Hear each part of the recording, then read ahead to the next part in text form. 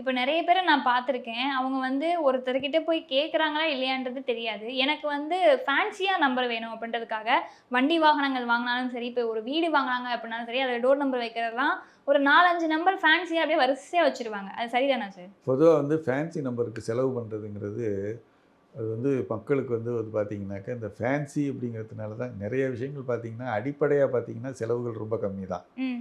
அடுத்தவங்களுக்காக செலவு பண்ணுறது, இந்த ஃபேன்சிக்காக செலவு பண்ணுறது தான் ரொம்ப வந்து 75% ஆஃப் தி ஆமா. வந்து எல்லாருக்கும் கண்டிப்பா. செலவாகிறது.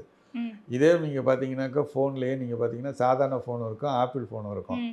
சாதாரண ஃபோன் வாங்குனா எந்த பிரச்சனையும் கிடையாது. ஆப்பிள் ஃபோன் வாங்குனீங்கன்னாக்கா 2 வருஷத்துக்கு, 3 வருஷத்துக்கு ஒரு செலவழிக்கும். தடவ மாத்திக்கிட்டே வேற ஆமா, இருப்பாங்க. அது வேற. கண்டிப்பா. ஸோ இந்த மாரி இருக்கும்போது, செலவினங்கள ஏற்படுத்துறது வேற யாரும் கிடையாது. இந்த ஃபேன்சிங்க தான் நம்ப தான் ஏற்படுத்திக்கணும், ஃபேன்சிங்கிற பேர்ல. ம். நான் என்ன சொல்றேன்னு கேட்டீங்கன்னா, ஃபேன்சி நம்பர்ஸ் வாங்குறதுங்கிறது மிகப்பெரிய செலவுகள் குடுத்து ம். தான் பணத்த குடுத்து தான் நம்பர் வாங்க முடியும். ம். அதிர்ஷ்ட எண்ணுங்கிறது ஒண்ணு இருக்கு. ம். இந்த அதிர்ஷ்ட எண்ணுங்கிறத எப்படி கால்குலேட் பண்ணணும்னாக்க, ம். இந்த 4 டிஜிட் மட்டும் இல்ல.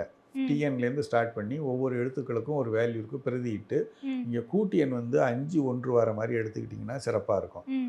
அதுக்கு வந்து நீங்க வந்து சாதாரணமா வந்து ஒரு மினிமம் பிரைஸ் தான் அவங்க கேட்குறாங்க கவர்மெண்ட்ல. ம். ஏன்னா, அதுக்கு ரொம்ப போட்டியெல்லாம் இருக்காது. ம். மிகப்பெரிய அதாவது நீங்க பார்த்தீங்கன்னா, அதிர்ஷ்டகரமான எண்ணுகள் ஃபேன்சியா இருக்காது. ஆமா, அப்படிங்கிறத நல்லா கண்டிப்பா. தெரிஞ்சுக்கங்க. அதிர்ஷ்டகரமான கண்டிப்பா. எண் ஃபேன்சியா இருக்காது. ம். அதிர்ஷ்டம்னாலே என்னன்னு கேட்டீங்கன்னாக்க, திருஷ்டம் அப்படின்னா கண்ணுக்கு படுறது. திருஷ்டின்னு நம்ம ஆமா. கேள்விப்படுறோம். ம். அதிர்ஷ்டம்னா கண்ணுக்கு புலனாகாததுன்னு அர்த்தம். ம்.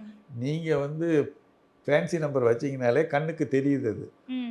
அது வந்து அது மாரி இருக்கவே இருக்காது. ம். அதிர்ஷ்டம் வந்து தன்னை வெளிப்படுத்திக்கவே படுத்திக்காது. அது ம். வந்து மறைமுகமா தான் இருக்கும். ஸோ ம். நம்ம அத கண்டுபிடிச்சு அத வாங்கிக்கிட்டோம்னா சிறப்பு தான் நம்ம.